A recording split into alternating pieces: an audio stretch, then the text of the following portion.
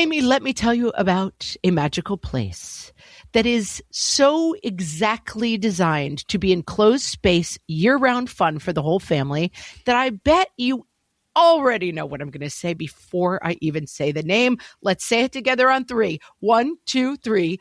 Great Wolf Lodge. You got it, Amy. My kids loved Great Wolf Lodge when we went. You probably already know that it has a huge indoor water park with a wave pool, lazy river, a bunch of massive water slides. But then your pack can hit the other attractions because, wait, there's more. Great Wolf Lodge has adventure-packed attractions like Magi Quest, a live-action game kids can play throughout the lodge, plus the Northern Lights Arcade. Spent some quality time there, so your kid who loves the lazy river and your kid who loves fantasy games will both have a great time. Great Wolf Lodge also offers great dining options and complimentary daily events like nightly dance parties, all under one roof. Unpack the car once and you're settled in to have fun. And with 22 lodges across the country, you're always a short drive away from adventure.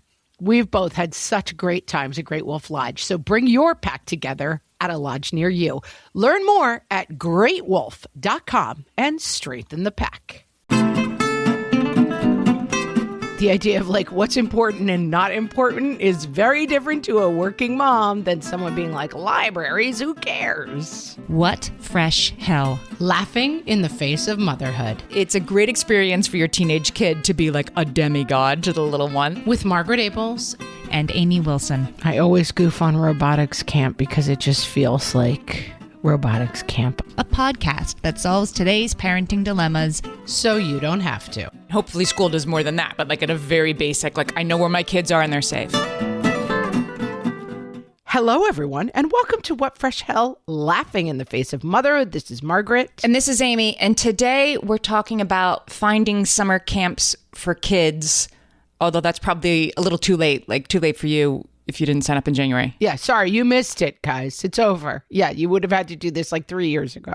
I am in a mom chat group where we all do help each other out by posting the soccer camp is going live at 9:57 this morning and you have to jump on it. One of my kids likes to do theater and the summer theater programs that the local theater puts on, which are amazing. I mean, if you don't have an alarm set on your phone, better luck next year. Yeah, my kids will never go to whatever that camp is or any camp that involves setting an alarm on my phone. I just was talking to a mom the other day and she was like, I was at a reading. I was actually the host of the reading. And she was like, well, I'm going to have to step out at 7 because, the thing opens tomorrow for the... I was like, wow, I hope my kid is not interested in whatever that is she's talking about. Just watching it float by. Well, there's hope. Watching it float by. There's hope, and we'll talk about what to do if you still haven't figured it out yet a little later on. But we have 2 mailbags today. 2 mailbags. Wow, a double mailbag. I believe this is the first time in What Fresh Hell history we've ever had a double mailbag. Oh, yes. Wait a minute. Time for mailbag. Wait, yeah. Check the mailbag. The first one comes from Jeanette in our Facebook group. You know how to find it. Group/What Fresh Hellcast on Facebook. In case anyone needs to hear this, and yes, you all do yourself a favor and read Amy's book, Happy to Help. It's so good and so well written. Bravo, Amy. I thoroughly enjoyed it, and it gave me so much to think about. Hashtag cosign, people. I was just had a visit with my young 20-something niece, and she was like, I loved Amy's book. It's for all ages and stages. So nice. It's Happy to Help. Go get your copy today if you haven't already. And if you haven't already, a little bit of side eye. What are you doing out there, people? It's Amy's book. Jeanette, I really appreciate you doing this. And if you did like the book and you can put a review on Goodreads or Amazon or tell your friends or use it for your book club, whatever, I really appreciate it. Thanks, Jeanette. The second mailbag is from a new place where you can talk to us. We have a broadcast channel on Instagram, which I barely knew what this was, but I'm already having a lot of fun with it. It's called Our Favorite Hellions. So the next time you're on Instagram, go to What Fresh Hellcast, our profile, and you can tap where you see Our Favorite Hellions, and it's a little group chat for What Fresh Hell. So we were talking about recently how Chapel Roan was on Call Her Daddy. Oh, everybody's talking about Chapel. They're very outraged that she doesn't like children. They're very upset with her. Yeah, so she was on an episode of Call Her Daddy. Chapel Roan doesn't have kids. The host, Alex Cooper, also doesn't have kids. So, okay, they're talking about people who have kids. And Chapel Roan, who is 27, said, quote, all of my friends who have kids are in hell. I actually don't know anyone who's like happy and has children at this age. I mean, first of all, thanks for the shout out, Chapel. They're all in what fresh hell, let's be honest. Right. Yeah, we got to do something with that. Yeah, that occurred to me. It's like, well, everybody's okay with us saying it. But I think that's the point. Like, you can't say it, only we can say it. I feel like everyone's going crazy about this, but every mom I know is like, yep, nailed it, Chapel. And in fact, in our poll online, everyone agrees that, yes, this is true. What she has spoken the truth, and it's totally fine. I do find it funny that people are like, how dare she say this? I'm like, well, because it's 100% true. And I mean, having kids is not really necessarily just about day-to-day personal happiness. If it was, you're making the wrong choice. If you're 27 and you have kids, that's almost certainly little ones. We're talking like below school age, full-time, all the time, the hardest part of it. So yes, I'll give you the latest results in our favorite Hellions Instagram poll. It mostly said, yes, she's right, but up to us to say that about Chapel Roan. And in second place, why does anyone care? And interestingly, nobody in our favorite Hellions voted how dare she, because yeah, we don't care that much. We think it's okay. Yeah, I'm totally fine with it. I mean, the thing that's hard to understand, I think, when you're 27, listen, I had my first kid at 36. I was so ready to hang it up. Like, having an excuse when somebody was like, we're meeting at the club to see my boyfriend's weird band at 11:15, and being able to be like, I have a kid, I can't go. That was my greatest day.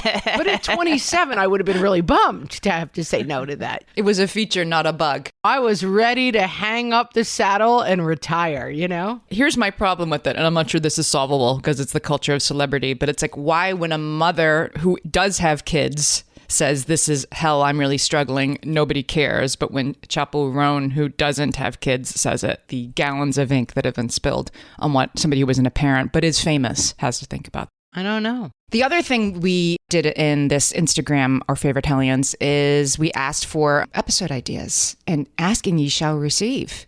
Javish said, do one on summer camps. So here we are. We're going to do today's episode on finding summer camps for kids, why it's important, why it's hard. Love it.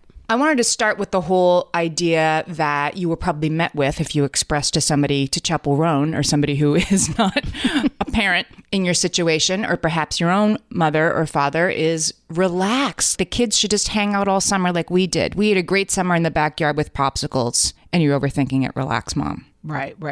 Did you go to a lot of summer camps when you were growing up? No, we just hung out in the backyard with popsicles. Yeah. I really did not ever go to summer camp. Now, my grandmother lived in a town on the beach. And so we just went to her house for the entire summer and hung out at the beach all day, every day. And I mean, it really was just like doors open at 9 and you don't come back in until 5. And that was kind of a very established rule. As I am now seeing my dermatologist every 10 seconds, I can attest that we did, in fact, spend all day outside every day.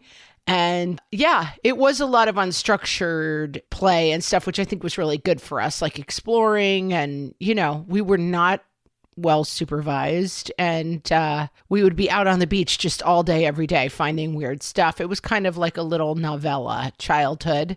Loved it. Now, that speaks to a bunch of different things at once. One, privilege, having a beach house. Right. Yeah. I'm not talking about that. Yeah, I'm not talking about like a Hamptons front house. It was a different kind of vibe than that. But it was a place where kids met for unstructured play, so that there is a place to go. Right. That's the thing. There were 100 kids on the beach. We had wars with different kids. There was a group of kids, we called them the Blondies.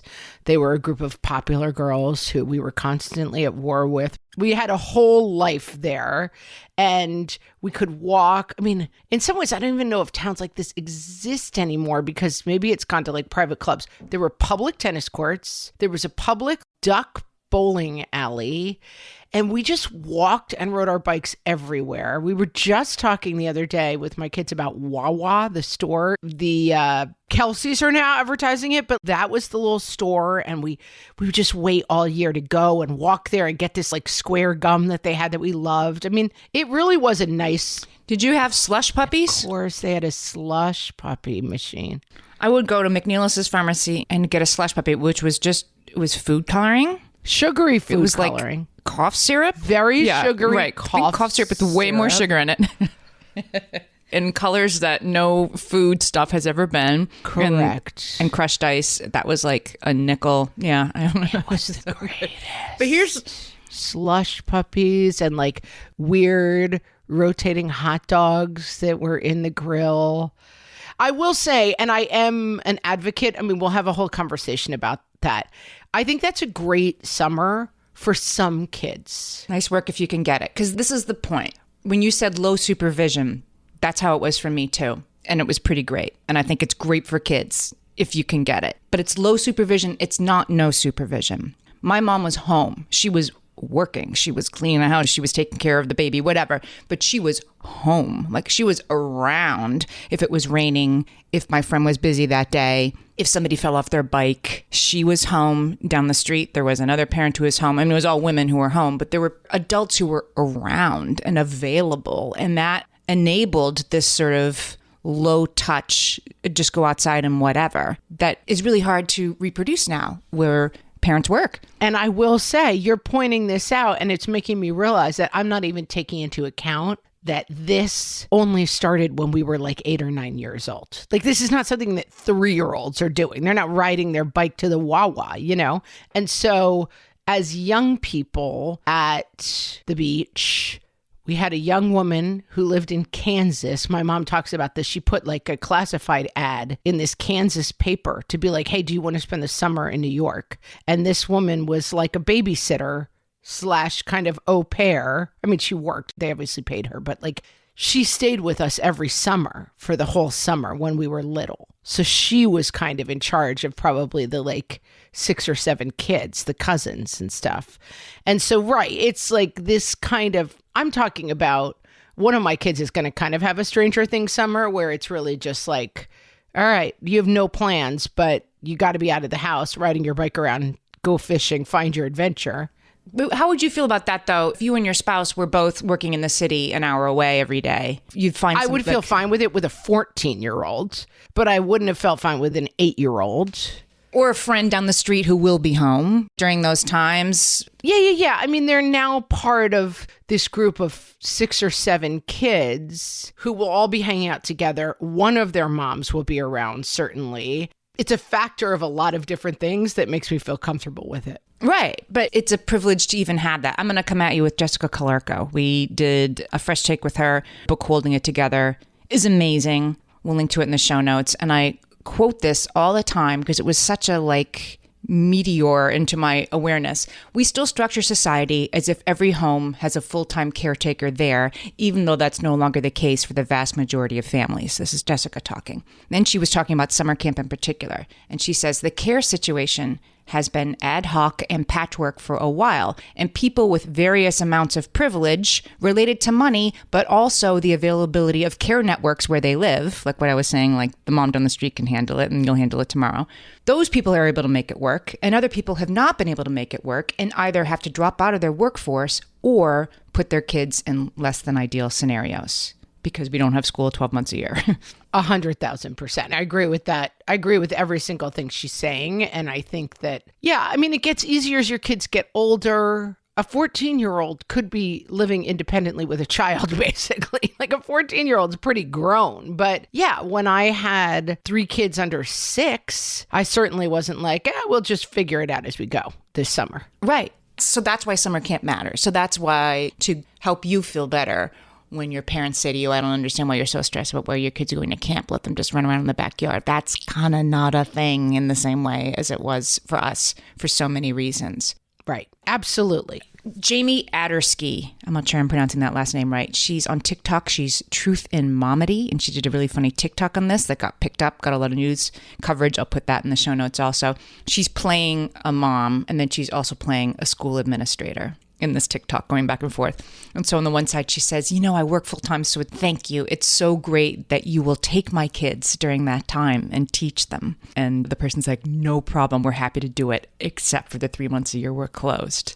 And then she's like, wait, what do you mean we're closed? But don't worry. There are these summer programs where we do this and this. Oh, that's amazing. And they can do that for free as well. Oh, no.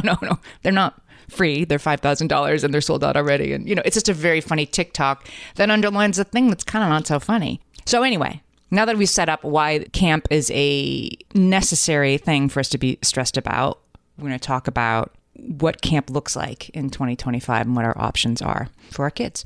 I love it. Hellions, it's time for some spring cleaning, and I don't just mean the coat closets. Doing your financial spring cleaning can actually be super easy when you let Monarch do your financial spring cleaning for you. One dashboard that gets your entire financial life organized. No more clutter, no more mess, no more logins scattered everywhere, just accounts, investments, property, and more, all in one place. Get your first year of Monarch for half off, just $50 with promo code FRESH. Monarch allows you to look not only at what you've already spent, but also to plan for the future. With Monarch, you can set savings goals, plan for big purchases, and notice spending trends before they become a problem. I can generate cash flow reports that show me what we spent this quarter, this month, what we're probably going to spend next month, and feel prepared, organized, and knowing how to plan for the future. No more surprises and a lot more clarity. Try Monarch. Use code FRESH at monarch.com to get your first year half off at just $50. That's 50% off your first year at monarch.com with code FRESH. All my kids learned to swim when they were little. It was super important to me that they be confident and safe in the water. There was only one problem with that, taking them to swim lessons. I mean, the pools were freezing. There were always cranky adults doing laps right there. And it was definitely not, for any of us, what you would call fun. Amy, heard. But now there's Goldfish Swim School. Goldfish takes a really thoughtful approach to swim lessons, combining research-based teaching with a warm, kid-friendly environment that actually helps kids thrive in the water. Every detail at Goldfish is thoughtfully designed to create a golden experience, from shiver-free, warm indoor pools to comfy waiting areas for parents to professionally trained lifeguards on deck. Goldfish uses an approach called the science of swim play, which combines guided play with proven teaching techniques to help kids learn to swim, build water safety skills, and gain confidence, all at their own pace. Lessons are designed to meet kids exactly where they're at. If you've been thinking about swim lessons or just wondering where to start, this is a great opportunity. Right now, Goldfish Swim School is offering a waived membership plus your child's first lesson free at participating locations. Just visit goldfishswimschool.com/free to find a location near you and enroll using promo code FREE. That's goldfishswimschool.com/free, promo code FREE. Amy, when I'm having a good hair day, it usually makes my whole day better. And that's why on every day, I'm taking Nutrafol. Nutrafol is the #1 dermatologist-recommended hair growth supplement brand, and it's the #1 hair growth supplement brand personally used by dermatologists. Nutrafol's hair growth supplements are peer-reviewed, NSF certified for sport, and clinically tested. Nutrafol offers multiple formulas for men and women, tailored to different life stages and lifestyle factors, so you get support that's actually right for you. Adding Nutrafol to your daily routine is easy. Order online, no prescription needed, with automated deliveries and free shipping to keep you on track. Let your hair be one less thing to worry about. See visibly thicker, stronger, faster-growing hair in 3 to 6 months with Nutrafol. For a limited time, Nutrafol is offering our listeners $10 off your first month subscription and free shipping when you visit Nutrafol.com and enter promo code LAUGHING. That's Nutrafol.com, spelled Nutrafol.com, promo code LAUGHING. I think, Amy, we should talk a little bit about, because this is what's striking me, the role of summer camp for different people. So I think that this is something that I found throughout having my kids through different ages and stages. There is the role of summer camp that is just basically a holding center. Like, I know where my kids are, they're safe, and someone is watching them. Basically, school plays that role during the year. And you need somewhere where it's just like, there's an adult in charge of my children who's not me for X number of hours a day. I mean, hopefully school does more than that, but like at a very basic, like I know where my kids are and they're safe. I'm breaking it down. That like there are different roles, and sometimes it has multiple roles. But like school, one of its very foundational roles is my kids are out of my house and somewhere else for 8 hours a day. Then there's education. So like school and summer camp both might have like, okay, they are doing enrichment. They are learning in this place. Another thing that summer camp can provide is new activities, new things that they aren't exposed to in daily life. That might be like adventure or arts. Another role summer camp may play is catching up on skills. So like, oh, I have a kid who's not reading strongly. They could take summer camp to get caught up on their reading skills, caught up on their math skills. And then probably travel is a part of camp for some people. Like I want my kids to see and experience new things, and this is their opportunity to do this. Right. Get out of the city, go somewhere where they don't have phones. That can be a part of camp too. Experience another way of doing things. I think social, there are camp friends and there are camp relationships that are outside of school. I know one of my kids has that very strongly. And then the other thing that I'm thinking about is cultural, family historical. Like we have always sent our kids to this camp, or this is a part of our identity as a family, being part of this camp. And so any of those things might apply when you're looking at what your kids are going to do? Yeah, and I think that you have to really know what need you're filling with what camp. And what budget you have. Well, I was going to say, if you are, like, there were definitely years where I just needed to know who was in charge of my kids for 6 to 8 hours a day. And so my pretty much only goal was to find the cheapest answer to that question, basically. And so we spent some time at a vacation Bible camp that they were not into and was I did one of those when I was little. super aligned with our religion, but I was like, for $90 a week, they'll take all 3 kids. You know, I mean, it was so cheap and they didn't love it, but that's where they went for 2 weeks out of the year because it was the absolute cheapest option that would keep them out of my hair for 6 to 8 hours a day. Let's talk about how much camps cost right now because they're expensive, and we can get to how to find maybe cheaper solutions too. This is the American Camp Association's estimates that a day camp, like we're talking a full day camp that takes them, that serves them lunch, that has structured activity, is $73 to $87 a day. That's the average cost. Sleepaway camp is $150 to $175 a day. And up. I mean, you can, as New Yorkers, you can find a sleepaway camp that is thousands of dollars a week. I mean, easily. Without trying that hard, you can find sleepaway camp is crazy. Yeah. And it's a great experience. My kids all did. I didn't grow up going to sleepaway camp. I did for 4 days in 4th grade. I went to Camp St. Andrew. It was not $150 a day. And I had a great time. My kids each had some summers at sleepaway camp and some summers working at the same sleepaway camps and had great experiences, but didn't go for all summer. And it's not for everyone. Now, those camps do have financial assistance and scholarships. Any camp that's accredited by the ACA has to offer that, I found out in my research. But you have to get in early because the camps decide that. I mean, they know on their way in, like, okay, we're going to be able to offer 6 fully funded scholarships and 150 fully paid. And so they make those decisions pretty early. It is possible, but it's not cheap. And you have to do it. Like, this is it. Like the patchwork, it's really stressful to have to figure out, like, okay, the kids are going to 5 different camps this summer in order for them to have something to do all summer, right? There's karate camp and there's robotics camp and then there's the theater camp and then there's this, and you have a spreadsheet and a calendar. It's really patchwork, but to find something that's really consistent is often more expensive. Yeah. And so I think going to that kind of rubric of what is camp for can help you make that decision. Like I have definitely had kids where I was like, okay, this kid really needs to work on an academic skill. So we're going to spend at least a week or 2 in some form of camp that is directed towards that thing. And I have had kids who were in extended school year, which is the program that is offered by public schools for kids who are struggling in certain subjects, which is free, by the way. But it's not fun. Like you're going to school, you're going to your regular school building and working on school stuff. I mean, it kind of stinks.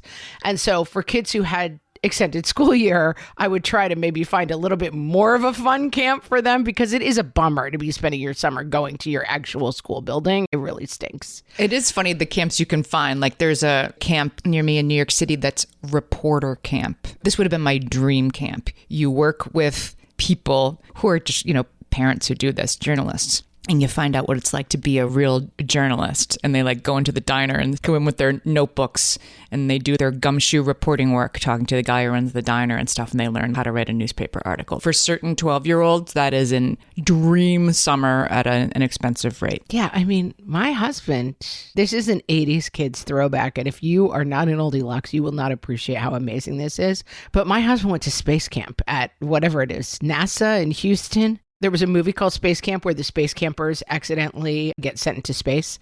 Like Katy Perry.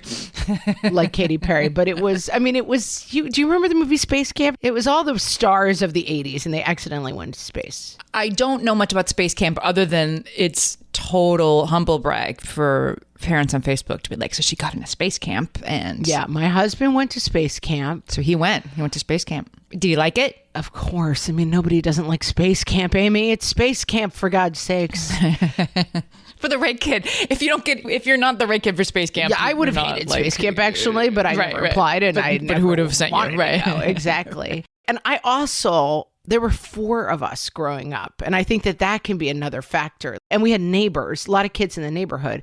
We could go out in the morning. If we were at my grandma's house, just go to the beach, and there was just 80 kids out there, and it was just its own camp with no counselors, and the older kids kind of looked out for the younger kids. That's a really good point. That family size is another factor affecting the ability to just send them out. Yeah, it's really different to have only kids or maybe 1 or 2 kids and one kid's going to the camp and what does the other one do? But I do think going back to this idea of what do I want to get out of camp? And if you have unlimited resources, you can literally find a camp where it's like, we will put your kid on a rocket ship to the moon. There are camps for everything. And if it's just I want my kid to have an amazing adventure and I've got a lot of wallet, off you go find the greatest thing ever. I do think that when we were looking about where we were going to live, we looked at places with a good public school. We have a great public school where we live and they do camp all summer and it is extremely affordable. It's kind of a nice roll into because it's designed for people who need care and aren't going to be spending several $1,000s. Right. So that's one of the places to find camps. Let's talk about some of the different places to look, particularly if you're like, oh, shoot, it's April and I haven't figured this out yet. School run camps. Not all districts, but some public school districts do school run camps, or they just do it for a couple of weeks. Like my kid's grade school, which was a private school, but they ran it. They did June camp. And it was it seemed to me not that different, except the kids and the teachers could wear whatever they wanted and they had ice cream. Other than that, it was sort of a lazy school day. We're talking for young kids. Yeah. And we have a town pool, and that's a lot of it. It's just we go to the pool for 4 hours, and in the afternoon, we watch a movie at the rec center. It's definitely not enriching. You're not gaining new skills. But the price is right, and I think the kids have a lot of fun. I would say the downsides are it's all the same social group. So if you've got beef with Gracie Lou, that's going to go through summer. It's all the same kids, basically. It's the kids from school. And so you don't tend to have new social relationships, which I think can be a positive. Playgrounds or parks have camps that you can sign your kids up for. These tend to be Tuesdays and Thursdays, we have art and music time, and you can drop them off at the park house at 9 and pick them up at 11:15. But those tend to be $10 per session. Those are usually offered by most cities, municipalities, things like that. There's tons of that in New York. Again, if you work full time, it isn't going to really work for you to go to Tuesday, Thursday here, and that, right? You're paying your caregiver to take them to, circle time, and that might be what you're doing, but it's not an inexpensive or full-time solution, but they do exist. Scouting camps. Your kids have done scouting. Scouting camps are a useful and often pretty inexpensive and dedicated way for them to get outside and learn stuff during the summer. Yeah, I will say our scouting camp is 1 week. It is amazing in terms of what they learn. My son went last year and his assignment was to walk out of camp with only a water bottle, I think, was the only thing he was allowed to bring, and spend the night by himself in the woods. And he did it. And we talk a lot about experiences that build self-esteem, blah, blah. That's a pretty good one. It's very intense. It's very no frills. You're jumping in cold lakes and you're staying in cabins and figuring out how to hang your food so the bears don't eat you. There's stuff going on out there, but we love scouting camp. You know, another good thing about scouting too, because I have some nephews who are scouts and they have projects they have to do to earn badges. And so that gives their summer structure. Even when they're not in camp, they have this project they have to do. They have to write a song, or they have to pictures of 10 different kind of birds. You can tell that I was not a scoutmaster for my kids, but they're busy. They have goals that are near term and achievable that they have to do. That can be some are on the computer, even some are in the community, but they have goals that, again, if your kid is like 10, 12, that they can be doing semi-independently that will keep them busy. Again, like that's if somebody's kind of around in case they need to turn the oven on. I'm extremely pro scouting, as you know, and I think that it is chock full of good lessons. And also for kids who are a bit socially awkward or don't fit with the super sporty like kids, it's a nice group. And some of the super sporty kids are doing it too. It's a nice cross section of kids. It's level setting, right? If you're learning how to tie knots, I like that. It's very level setting. And you can really find your own skill set. And again, like if there are 20 badges, you might be really good at 3 of them, really struggle on 3 of them. I'm pro scouting, people. Pro scouting. All right, let's take a break. When we come back, we'll come up with even more kinds of camps, places to find them. My favorite skincare products actually feel more like self-care, like they're so nice to put on and they smell so good that I'm actually happy when I get to that part of my day. And I swear that is how I feel about Osea's anti-aging body balm. Amy, you are usually the lotions and potions queen on this podcast, but I have to say, hard agree. Osea's anti-aging body balm is a liquid silk body balm that combines the lasting hydration of a lotion with the firming power of a serum, leaving skin smoother and firmer. This body balm is clinically tested and designed to deliver visible results you can see and feel. So we've gotten to use this product for a couple of months now, and I swear I have really noticed firmer and smoother skin, like on the back of my hands. It's like getting a mini spa treatment from head to toe. Get a spring-worthy glow with clean, clinically tested skincare from Osea. And right now, we have a special discount just for our listeners. Get 10% off your first order site-wide with code FRESH at OseaMalibu.com. That's 10% off your first order with code FRESH at OSEAMalibu.com. You know that thing where you get an amazing pair of shoes at a really great price and want to tell everyone about it? Yeah, so do we. Here at Designer Shoe Warehouse, we'll give you something to brag about, like the latest styles from brands you love, or the trends everyone's obsessing over, or shoes that make you feel like, well, you. So go ahead, show off a little. Find shoes that get you at prices that get your budget. Head to your DSW store or DSW.com today. DSW, let us surprise you.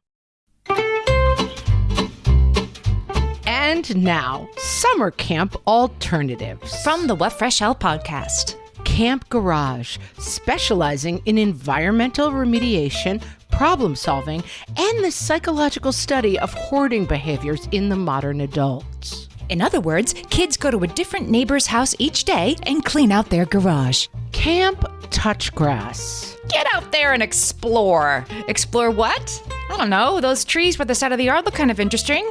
Go explore them. Here's a bag lunch. I'm locking all the doors until 4 p.m. Practical Skills Camp. See this big pile of laundry? If you can figure out how to use an iPad, you can figure out how to work the smart washer. Don't forget to separate the whites. Take your child to work camp. Listen, Mommy has a spreadsheet due in an hour or her boss gets very grumpy. Here, sit there quietly and, I don't know, make a bracelet out of these paper clips or something. Get a job camp.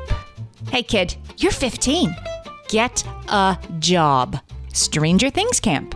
Okay, so you're going to ride around on your bikes with your friends all day until you find a girl escaping from a shadowy government operation. You didn't find her?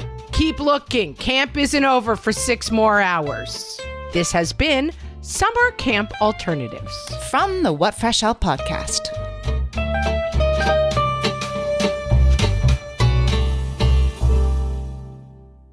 All right, some other places where you can find camps this summer if you're still looking. The Boys and Girls Clubs, the YMCA, YWCA, JCC, those civic organizations tend to have something that is usually well run and medium exciting and medium expensive often, but that's a good place to look. Love it. Community organizations run specialty camps. This is where we were talking about like the reporter camp I was talking about before. That's run by a local performing arts theater in my community that is like, what if we had a reporter camp? What if we had a writing camp? And they do sort of sit indoors in the shade with the notebook camps that appeal greatly to certain children. Cute. Robotics camp. My kids have done robotics camp, which is just... I always goof on robotics camp because it just feels like robotics camp. I don't know. Are you making robots people? I think you goof on it because you think it's people who are like, and then you're going to go to Stanford. It's like scouting camp. Yeah, maybe. It's just something to do. And we don't have scouts in Manhattan. Now probably some New York City-based scoutmaster will tell me otherwise. But honestly, like my kids grew up in New York City. They did not have scouting. It's just not a thing. My neighborhood, not in their school, nothing at all. But yeah, the yoga studio up the street had robotics camp from 9 to 12. And it's like, you are going. Yeah. Right. So that's where you're going. This is what I think my solution to camps are. It's parent the kid you have and choose camps for the kid you have. But it's also... you have to make yourself happy as much as you have to make your kids happy. And I think that balance is even more towards the mom when it comes to camp. So did my kids like Vacation Bible School? No. But was it $90 a week each?